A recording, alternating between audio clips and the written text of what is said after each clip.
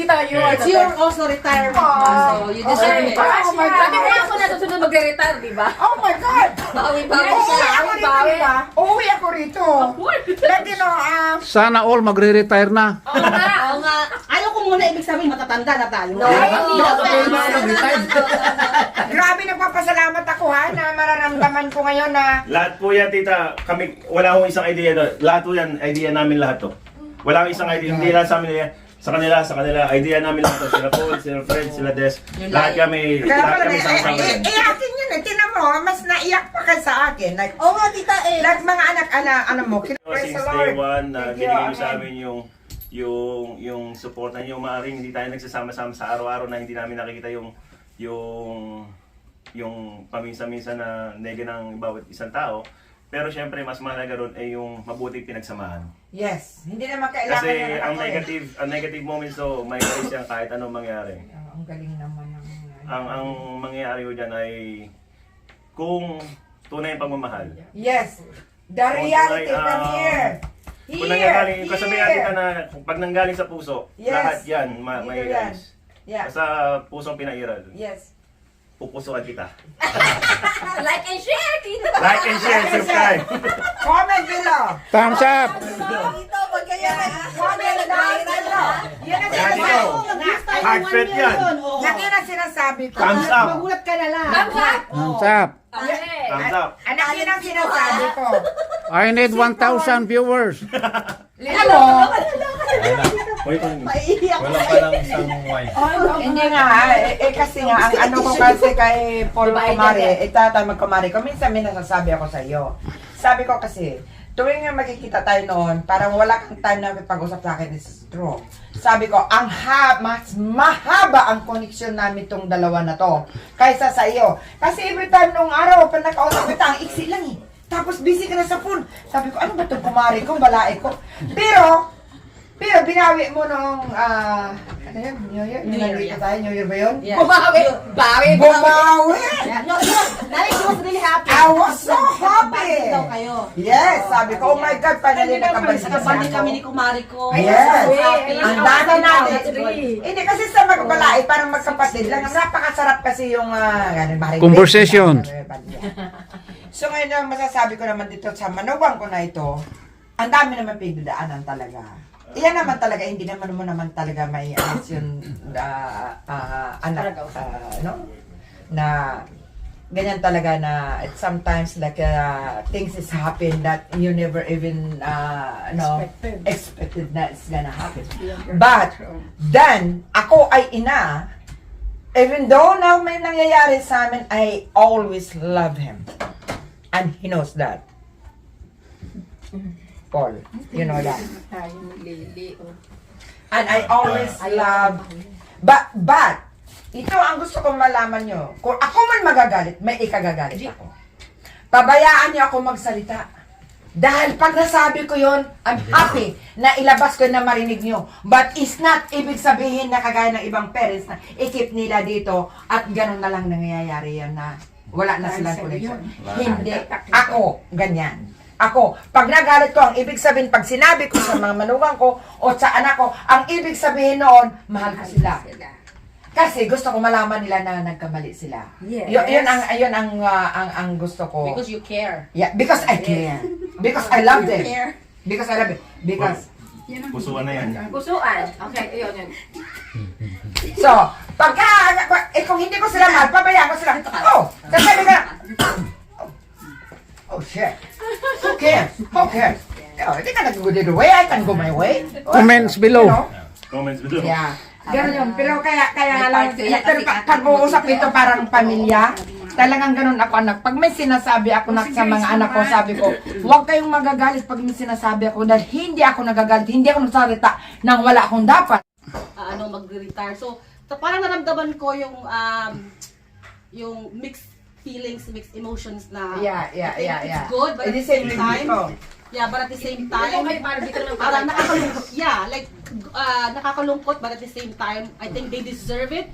Kaya nga nang sinabi ni Des na, you work so hard na, dumating yung time na I think it's time for you to look after yourselves kasi all throughout since na dumating kayo ng Canada, syempre trabaho, you sacrifice, nagsakripisyo kayo para sa aming mga anak nyo. So ang masasabi ko lang, I'm happy but at the same time of course, sad because I think kung alam nyo between mama at kami, I think kami lang yung talagang close. Mga kapatid ko, they don't really... They rely on you. No, Kaya, yeah, exactly. So, yeah. Parang syempre nalulungkot ako, but at the same time, I'm really happy na, ito na yung, they deserve it. Ito na yung kanilang food yeah. of the ano. But also, of of the course, nag-worry ako na, syempre, I worry na pag nandun sila, what if magkasakit sila? Yeah. I wish na sana, I'm not there because Exactly. lahat ng kailangan ni mama, sa akin mo malapit.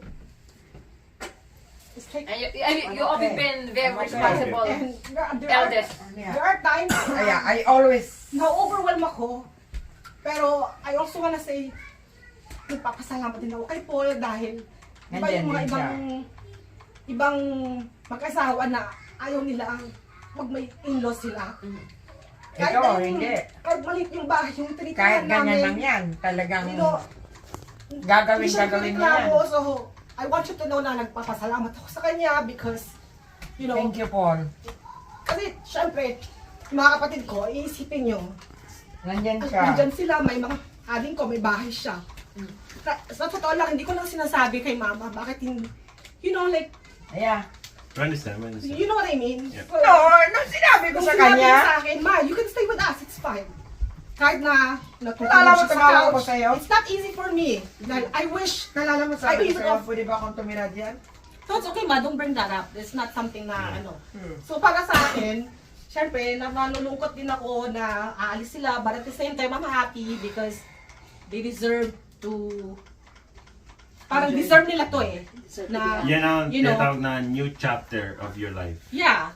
Kasi continuing your journey, tito at tita, Natapos na kita yung responsibility. Yeah, sa kumbaga, mga- ibang kaya journey nga, na yan eh. Yeah. Yan ang journey Kasi nila she's still together worried as... about sinabi ko ma, Yes, we're not, I'm still. we're not Yeah. kids anymore. You're allowed. You're not to be worried. You deserve this. You're Yes, 100% totally na correct Yeah. na pwede kayo mag-worry kasi anak yan, obviously. 100% correct. Pero, di ba sabi nga, ang magulang, pare-pareho tayo magulang, ang magulang ay